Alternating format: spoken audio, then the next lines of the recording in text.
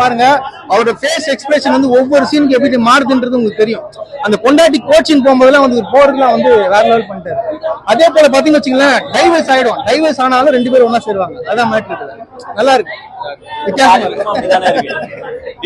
சேர்ந்தா சந்தோஷம் தான், சேராம போனாதான் கஷ்டம். இல்ல பிரதர், இது அது வேற இது வேற, அது வேற இது வேற, அதுவும் ஒண்ணா சேருவாங்க.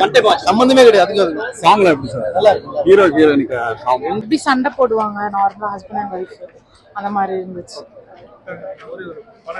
நல்லா இருந்துச்சு. ஒரு ஹஸ்பண்ட் அண்ட் ஒய்ஃப்குள்ள சண்டை. ஆக்சுவலி ஹஸ்பண்ட் அண்ட் ஒய்ஃப் அண்டர்ஸ்டாண்டிங்கா இருக்காங்க.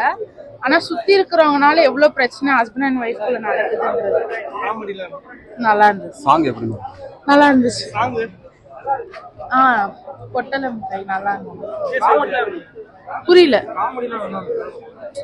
காமெடின்னு கிடையாது. நான் நோட் பண்ணது என்னன்னா, ஹஸ்பண்ட் அண்ட் ஒய்ஃப்குள்ள அந்த அவங்களுக்குள்ள அண்டர்ஸ்டாண்டிங் இருந்தாலும் சுத்தி இருக்கிறவங்க, அதாவது அம்மாக்கும் ஒய்ஃப்க்கும் நடுவுல மாட்டிக்கிட்டு அவர் எவ்வளவு முழிக்கிறாரு, அதனால என்னெல்லாம் பிரச்சனை இருக்குன்றதுதான்.